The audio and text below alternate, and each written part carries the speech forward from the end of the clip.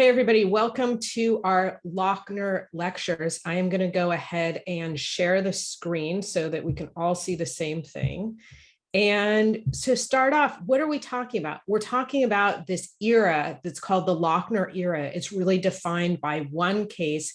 And we're talking about a time period between, as you see on the screen here, 1890 to 1937. And what happens in this case is that, or in this era, is that the Supreme Court is passing a lot of progressive or populist era economic pieces of legislation, and the Supreme Court is striking them down. And they're striking them down based on basically a number of analytical moves. The first thing that they're saying here is that there's this unenumerated right to contract. Unenumerated meaning it's not written anywhere in the Constitution, but the court is deciding that it's there, again, even though it's not written anywhere, and that it needs to be protected. The other thing that the court is doing is they're reading Congress's power really, really narrowly. So when Congress says, we want to implement this piece of economic legislation, and we're going to point to the Commerce Clause, or we're going to point to the Taxing Clause. What the court is saying here is that we're going to read your power, Congress, under those clauses really, really narrowly. Again, so what are the two steps to go into the reverse order here? The two steps that the court is taking is it's looking at Congress's use of its enumerated power. Again, it's power that's written down in the Constitution. There is a Commerce Clause. There is a Taxing Clause. And what the court is saying is that power is actually quite narrow. The second thing that the court's doing, which I started with this as the first thing before, we're just going in reverse order, is that it's saying, but there is this unenumerated, meaning not written down anywhere, right to contract, the freedom of contract, and we have to really protect that. What this means is that the court is really being very strict when it comes to reviewing these legislative acts. It's not deferring to lawmakers. The court is really second guessing what lawmakers are doing. They're looking under the hood and they're saying those unenumerated rights you're pointing to, they're actually quite broad. And those enumerated rights you're pointing to, they're actually quite narrow. So, all right, many of these decisions were actually overruled. So the Lochner era has been largely discredited, not completely, but largely. So why are we talking about this at all? I always hear from students, if many of these cases have been overruled, why are we talking about this at all?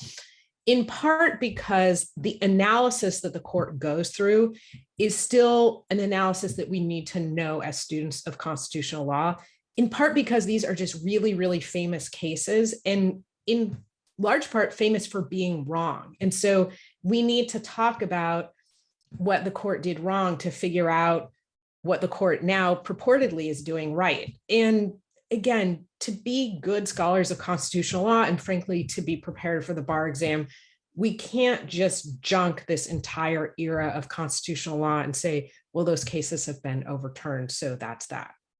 All right, so you're going to have to forgive me because I'll be looking at my notes off to the screen here a good deal of the time. So a little bit more background that I didn't already mention here. What are we talking about when we're talking about these progressive or populist era laws? We're largely talking about laws that try and improve conditions for workers, that laws that try and reduce economic inequality. What are we talking about? Minimum wage laws, maximum hour laws, laws about creating unions. Again, we're still having these conversations about these types of laws.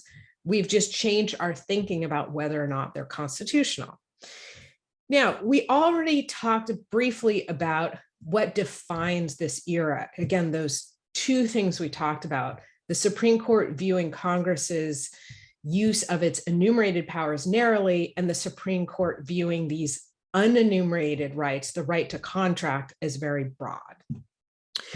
All right, moving right along, let's focus on those enumerated federal powers. Again, these are powers because they're enumerated, they're written down in the Constitution. And we're going to focus on two of them today. The first one is the Commerce Clause, and the second one is the Taxing or Spending Clause. Now, what the court does by reading these powers more narrowly is that it gives more power somewhere else. So if you want to think of constitutional law in some ways like one of those balloon animals that you might see at a party, you kind of squeeze and narrow one area, and then there's going to be an expansion in another area. So what happens when we say, Congress, your powers are actually really narrow, you can't act in these areas? It means that one or two or both things happen. One is that maybe then the state gets to act in that area. And we'll talk about that. Maybe the state can use its police powers, its broad sovereign powers, to implement some of these pieces of economic legislation. Again, a state's police powers are these very broad powers that include legislation for health, for safety, for welfare, or for morals. Let's try and think about something that doesn't fall into those categories. It's a very, very broad power that's left to the states. The other thing that reading federal power more narrowly can do is it can actually increase power for individuals. So for instance, if the federal government doesn't get to implement a minimum wage law, it means that individual employers don't have to pay a minimum wage. There's more freedom for individuals in that area. The same would go for maximum hour laws, for instance. All right, so, and I'm going to talk about that more in a minute, but the 10th Amendment basically says whatever power is not specifically given to the federal government, it's left over to the states. And that's what we were talking about just now. If the federal government can't act in these areas, maybe the states can. All right, we're back. That's much better, at least for me. So I'm going to go back to sharing the screen. And here's where we are. We're talking about Lochner era federalism decisions. So what do we mean by federalism? It's a term that or a word that you might have heard before. It basically means a preference for giving power to the states as opposed to the federal government. In a lot of ways, we talk about this as maybe a more conservative ideology. But what we see right now is when it comes to politics, this is something where Democrats want more power for states when it's useful for Democrats. Republicans tend to want more power for states when it's helpful for Republican goals. So what we see here is that during the Lochner era, what judges are showing is really a preference for not the federal government, not Congress making decisions. That's why they're narrowing federal powers. That's why they're narrowing Congress's use of its enumerated powers, but a preference for the states to make these decisions. So going back to the previous slide, it is a decision to disfavor federal enumerated powers, Congress's use of the Commerce Clause, Congress's use of the Taxing Clause, and a decision to favor, again, the states in their ability to make decisions. Sometimes, but not always. That's one of the big general overarching themes here. Now, what else do we want to think about before we move forward? I think we should just go on to our first case and talking about Congress's use of its enumerated power in the form of the Commerce Clause. And our first case is Gibbons v. Ogden. You can see it's an 1824 case.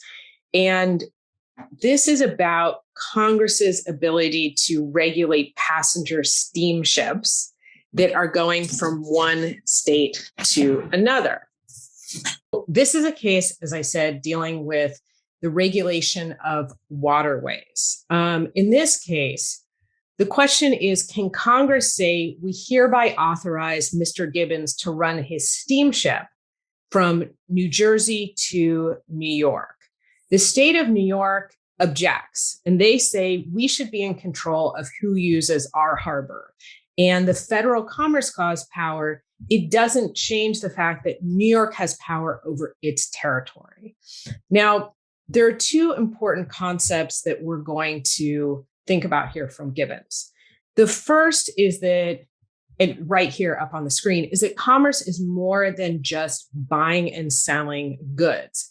It's transactions more generally, and it includes commercial interactions. We'll talk about that more.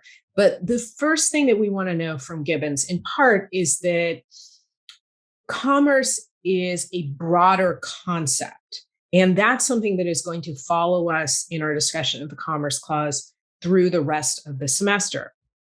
The second thing here, and you'll see this in the second little box, is that Federal Commerce Clause power will inevitably have a regulatory effect in states, over state territories.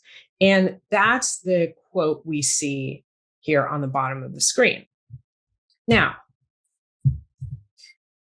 there are generally three types of commerce among the states, meaning I think there are three ways that the federal government can exercise power under the Commerce Clause.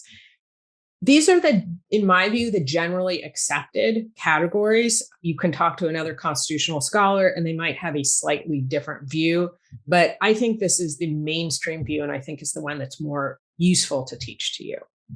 So these three types of commerce among the states, meaning the three places or areas where the federal government can point to the Commerce Clause and can enact legislation. The first is cross-border transactions. This is widely accepted. It's really never been controversial. In the early 20th century, Congress began passing federal laws saying that certain things could not be shipped across state borders. Even during the Lochner era, the court recognizes that these laws are okay, meaning that Congress can use its enumerated power under the Commerce Clause in this area. Some famous cases we see here on the slide, some famous cases deal with lottery tickets, rotten eggs, even prostitutes. We're not going to go into those cases, at least now. We're going to focus on the more modern cases later. Second category, the infrastructure to facilitate cross-border transactions. Today, this category is also not particularly controversial. What do I mean by that? I mean that we basically accept that Congress can point to the Commerce Clause and say, we're exercising our power under the Commerce Clause because the legislation deals with the infrastructure to facilitate cross-border transactions. This might be control over waterways. It might be control over roads, bridges, electrical lines, similar infrastructure that crosses the border. The harbor in the Gibbons case is one example. Telephone wires, telegraph wires. I know we all regularly send telegraphs. That's what we're talking about when we're talking about category number two. Now, finally, the third category is the most controversial. And again, when later in the semester, when we focus more on the Commerce Clause, we'll come back to all three of these categories. And specifically, we'll focus on this third category. But again, this one is the place where there's kind of the most disagreement as to whether Congress can, in fact, say, we're using our Commerce Clause authority, but what we're regulating is in-state, intrastate activity. It's okay because there's a substantial effect on interstate commerce. The Gibbons case hints towards this by implying that commercial activity that happens within a state that has effects on other states does in fact fall within Congress's power. Now, in the Lochner era, the Supreme Court basically takes a very narrow view of this third category. Why? Because part of what defines the Lochner era, again, is the court saying we're going to view Congress's use of its enumerated power as narrowly as possible. So during the Lochner era, Category number one, accepted. Category number two, accepted, or at least basically accepted. Category number three, not really accepted. And again, later in the semester, when we focus more on the Commerce Clause and the modern approach to the Commerce Clause, we'll come back to these three categories. So please remember them and commit them to memory, or at least note them. Now, I don't want to spend, I realized that I really didn't give much of the factual background of Gibbons, and we really didn't spend much time on it because in years past I have, and I think frankly, it detracts from what I want you to know from the Gibbons case, which is these two boxes and again, helping to lay out those three categories of those three areas where Congress can use its Commerce Clause authority in most instances to regulate. Okay, so let's move on and let's talk a little bit more about another case, the E.C. Knight case. This is an 1895 case, and this is a good example of Lochner era thinking about the scope of the Commerce Clause. So Gibbons kind of lays out some background information about the Commerce Clause. E.C. Knight brings us forward a little bit and shows us a Lochner era approach to the Commerce Clause. Congress passes the Sherman Antitrust Act in 1890, and it's largely a response to public concern about the growth of big corporations and that big corporations are seen as controlling commerce, industry, transportation. The act is largely aimed at trying to stop the concentration of wealth and economic power in the hands of the few. Again, we're still grappling with all of these problems today. So the Sherman Antitrust Act, for our purposes, says, among other things, no monopolies and no attempts to create a monopoly because that hurts competition and it exacerbates economic inequality. What happens in this case? In this case, the Department of Justice wants to stop a merger that would have resulted in one company owning 98% of the US sugar refining capacity. The Department of Justice says that's an illegal monopoly under the Sherman Antitrust Act. And the Department of Justice is really confident in this. They're saying allowing one company to control 98% of sugar refining would have effects in every state, and it would create a monopoly. It would lead to a lack of competition. Lack of competition leads to higher prices. It's bad for consumers. This is exactly the reason that we passed the act in the first place. Now, the sugar companies try and sue. They don't want the Department of Justice to block the merger. And the sugar companies say that the Pennsylvania sugar companies are not part of interstate commerce, these four companies here. And what they say is the refineries, they're not part of commerce. They're not part of interstate commerce because they just sit there. They just sit there making sugar. And if somebody wants to later sell that sugar across state lines, that might be interstate commerce, meaning that might be a transaction that Congress can regulate. But just having a factory sitting there in one spot in Pennsylvania, they say that's not commerce, it's manufacturing. So if it's manufacturing, it only indirectly relates to commerce, and Congress cannot use Commerce Clause authority to regulate it. Now, famous quote from the E.C. Knight case: commerce succeeds to manufacture and is not part of it. What does this mean? The Supreme Court finds that selling sugar across state lines is commerce. That's an easy one. But manufacturing that sugar is not. So they're agreeing with the sugar companies. Just manufacturing sugar is not, in fact, commerce. According to the court, commerce is something that happens after you manufacture. And that's the meaning of the quote we see here on the top of the slide. The court specifically says in the case, excuse me, Even if a product is manufactured for the purpose of being sold in another state, it doesn't matter. That's not commerce. Even if the raw materials are obtained in another state, it doesn't matter. That's not commerce. Even if the creation of a monopoly over sugar manufacturing ends up affecting prices in other states, that doesn't matter either. These indirect effects don't count. Now, this is not our current view of what qualifies as commerce. This is a pretty isolated view of the entire set of transactions involved in interstate commerce. But in the view of the court, the federal government is trying to regulate what happens inside these factories that just sit there in Pennsylvania, and that was not part of commerce among the states. Again, the Commerce Clause talks about commerce among the states. That's why it's called the Interstate Commerce Clause. So the court sides with the sugar companies in this case, because they have this very narrow view of what is commerce among the states, and manufacturing doesn't fall within that view.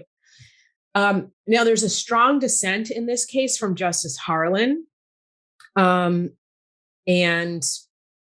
we'll talk about that more maybe later in the semester. But the conclusion here is that the Sherman Antitrust Act itself is constitutional, but it can't be used to prevent this merger. So the Sherman Antitrust Act is a valid use of Congress's Commerce Clause authority, but it can't touch this particular merger because the act can't apply to manufacturing, because manufacturing is what leads to commerce, but is not commerce itself. Okay. Next, we're going to talk about the Hammer versus Dagenhart case. We're fast forwarding to 1918. This case is really the most extreme example of the Lochner era thinking when it comes to the Commerce Clause. Let's make sure in this case that we understand the statute and what specifically is being prohibited here. So Congress passes the Keating-Owing Child Labor Act, and it prohibits the interstate shipment of goods produced by child labor. So a good is produced by child labor within a state. The act says it can't be sent over state lines. Reuben Dagenhart's father, Roland, sues, and he says that this act deprives him of his freedom of contract because he needs to be able to allow his 14-year-old son to work in a textile mill. He wins in court. He wins by a vote of 5-4. And what the court says here is, first, Congress doesn't have power under the Commerce Clause to pass the Keating-Owen Child Labor Act because production is not commerce. The second thing the court says here is that the regulation of production of goods is something that the states should decide under the 10th Amendment. Again, this is this preference for the states deciding. This issue of the states deciding and under the 10th Amendment, this should be left to the states.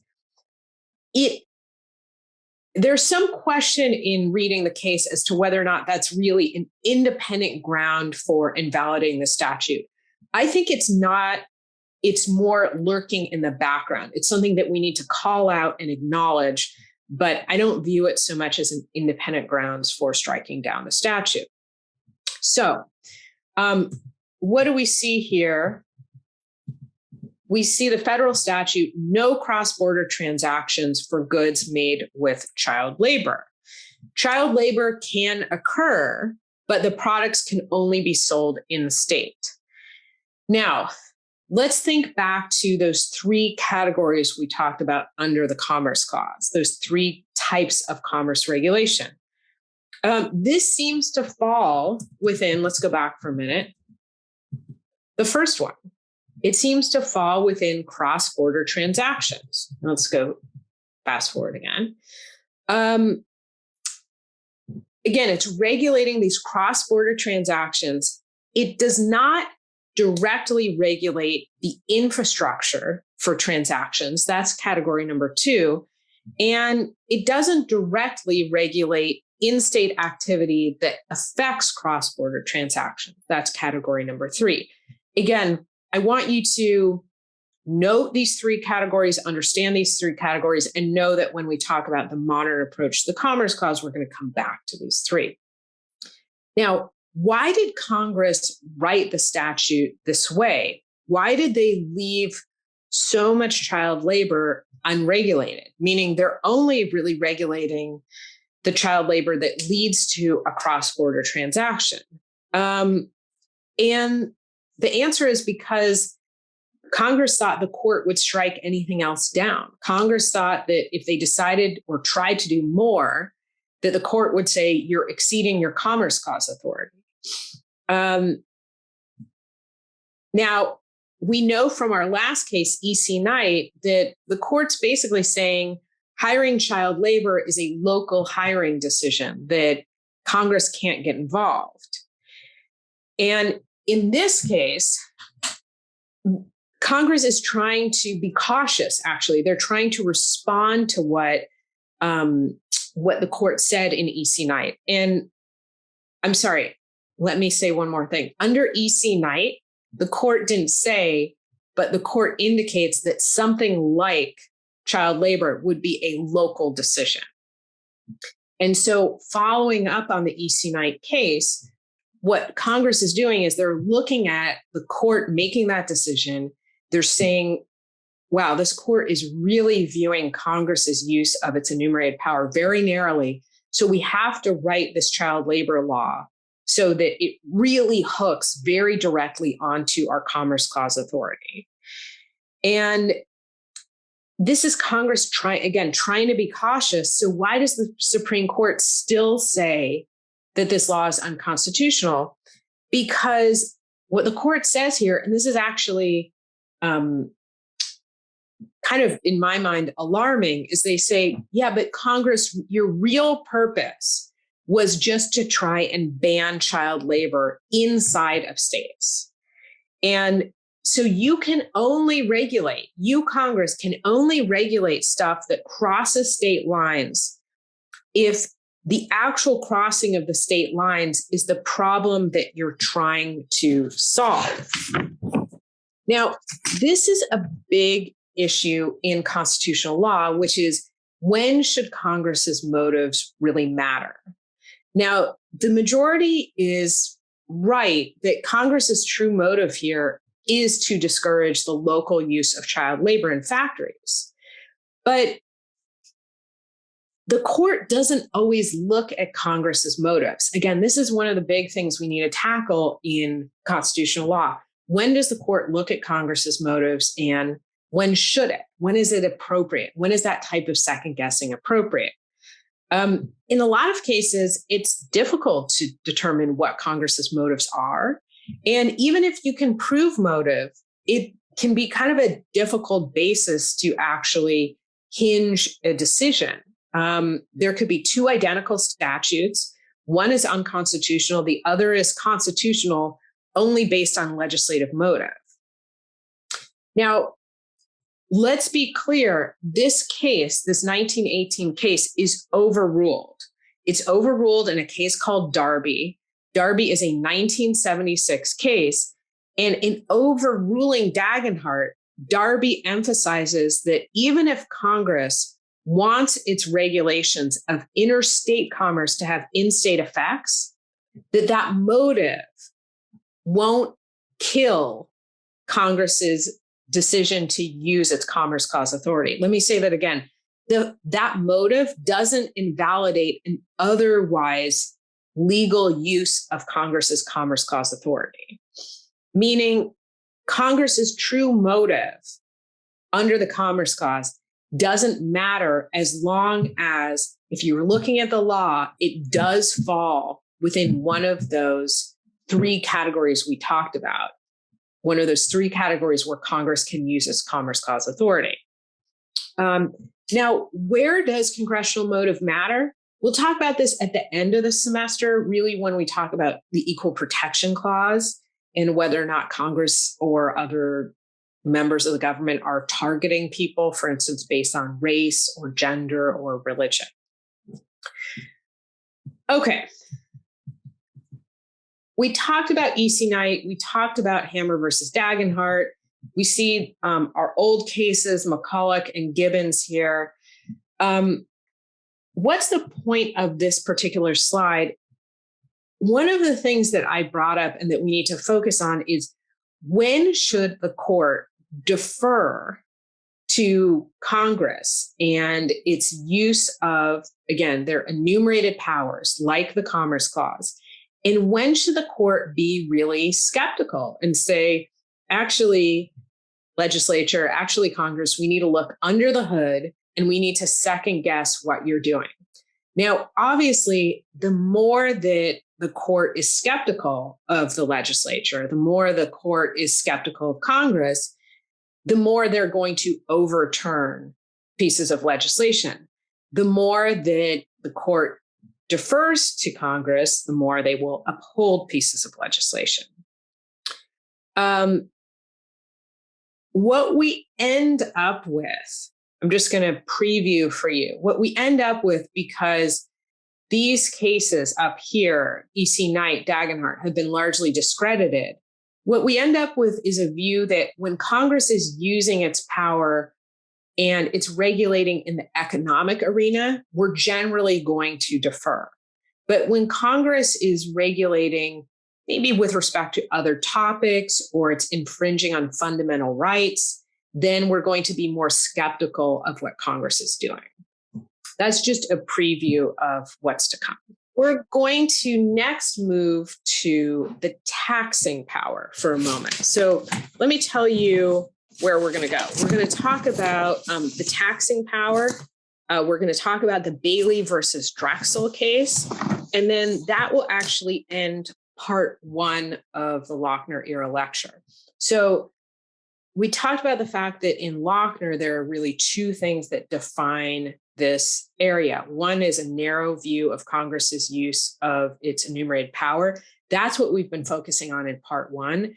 The second is a broad view of this unenumerated right to contract, and that's what we're going to be focusing on in the second lecture. Okay, so Bailey versus Drexel, a 1922 case. This case deals with the taxing clause. Again, we're moving from Congress trying to use its Commerce Clause power to reduce child labor, for instance, to using its taxing clause power to try and reduce child labor. Now, Congress enacts the Revenue Act of 1919, also called the Child Labor Tax Law, claiming that it has this power under the taxing clause. Now, under the law, companies employing children under 14 years old will be assessed, as we see here on the screen, 10% of their annual profits. During the year that the act was passed, Drexel Furniture Company was found to have violated the act, and it was required to pay over $6,000. And it did that under protest. And then Drexel Furniture challenged the law. The court ends up siding with Drexel, saying Congress didn't have the power to pass the law because it's up to the states, not the federal government, to adopt and enforce child labor codes. So, a couple of initial questions here. Is Congress allowed to, under its taxing clause power, is Congress allowed to tax things that never move within interstate commerce? And the answer is yes. The taxing power is independent of its Commerce Clause authority. They're two totally different parts of the Constitution. They're two different clauses. An example, you can have a federal income tax on all income, even if it's only locally earned. You can have a federal gas tax or tobacco taxes that would apply even if everything is locally produced and locally sold, meaning the gasoline or the cigarettes are locally produced and they're locally sold as well. Now, second issue here. So we talked about the fact that taxes don't depend on goods or services really traveling in interstate commerce. Second issue here, the opinion talks a lot about the difference between a penalty and a tax.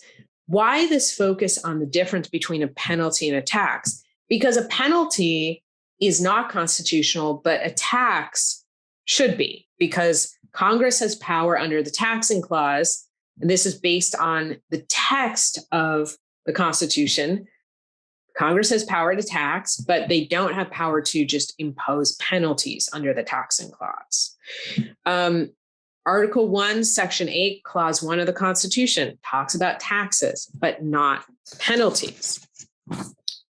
Now, what's the basic difference? This is the next question that you should be asking me. What's the basic difference between a tax and a penalty? And the answer is that it's based on a lot of different factors. But generally, when people ask, a tax is a law that requires people to pay money to finance the expenses of the government. A tax is a law that requires people to pay money to finance the expenses of the government. I just repeated myself, I know. A penalty, by contrast, is a law that requires individuals to pay money to the government as a punishment for misconduct. Now, again, it's difficult sometimes to see the difference between the two. And when we're making this determination, typically we're not looking at any one factor. We're looking at all of the factors together, and we're seeing how many factors do we have on one side, how many factors do we have on another. Now, you see here different goals. Tax, a goal is to raise revenue. Penalty, the goal is to punish misconduct. A tax is proportional to the amount or value of the thing taxed. A penalty is not. A tax is a tax-like amount. I don't expect all of you to be experts in what a tax-like amount is. I'll give you plenty of information to make that determination if something like this occurs on an exam. A penalty is a punitive amount. Typically, that means it's higher. A tax is owed even if the tax activity is performed without bad intent. I'm just earning income, for instance, and I have to pay taxes on that income. A penalty is only owed if the activity performed is performed with some sort of bad intent. Again, it's a punishment as opposed to the goal being just to raise revenue for the government to function. A tax is codified and enforced like a tax. What does that mean? It's probably part of the IRS code, and the IRS is the agency that actually enforces the tax. A penalty is codified and enforced unlike other taxes. So it's probably not part of the IRS code. It's probably part of another part of a federal statute. And maybe it's probably not the IRS that ends up enforcing it. E is a really difficult one, but a tax would have little coercive purpose or effect. A penalty would have coercive purpose or effect. The idea is that we're trying to punish people and or dissuade them, deter them from engaging in certain behavior. Again, this is a continuum. We're looking at how many factors on one side, how many factors on another side. Now, what about in our case? What about in the Drexel Furniture case? The court decides that this is actually a penalty, not a tax. The court says that this law, which again, let's look at it, a 10% tax on net profits of companies that use child labor. The court says that's not proportional to the amount or value of the thing taxed. What do we mean by that? We mean that 10% of the net profits for any violation need to be paid. That means one kid works at your company or 1,000 kids work at your company. You still owe 10% of your net profits. So when it comes to the activity, it doesn't seem proportional. It seems like you're going to owe that $6,000 in this case, regardless of whether, again, 1 or 1,000 children work in your factory. Compare this, what would look proportional, compare this to a tax of $10 per hour for every hour worked by a child laborer. That is something that would be viewed as proportional. B, it looks like a punitive amount. This is a really large amount compared to the activity. And again, on an exam, I would give you more information to make sure that you can make this determinations. C, lack of intent as a defense implies the scienter element. So a true tax has to be paid regardless, like an income tax. But this looks like the company, frankly, knows what it's doing. They know that they are employing child laborers and that they shouldn't do that. Is it enforced? D, is this enforced like a penalty and not a tax? And the answer is yes, it's enforced by the Department of Labor, not the IRS, or not just the IRS. E, coercive purpose or effect. The court says, yes, this is indicated by the history of the enactment of the law itself and the fact that they're basically trying to do what they weren't allowed to do in Hammer versus Dagenhart, that they're coming at the issue now, not through the Commerce Clause, but through the Taxing Clause. And what the court is saying is, look, Congress, we know what you're trying to do. You're trying to punish those who employ child laborers. So the court says this is a penalty. Now, does it matter that Congress says, but it's a tax? Does using that word matter? And the answer is obviously not for the court in this case. That's maybe one thing that the court will consider, but it's not the obviously ultimate factor here.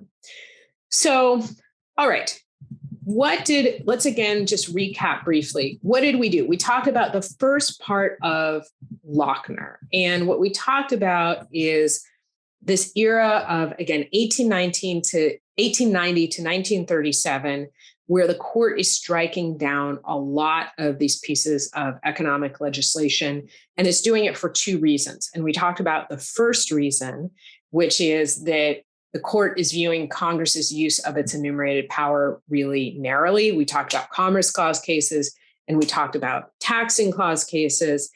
Now, in the second part of the recording, we're going to talk about the second issue, which is the court saying there's this unenumerated right to contract, and we're going to be very protective of it.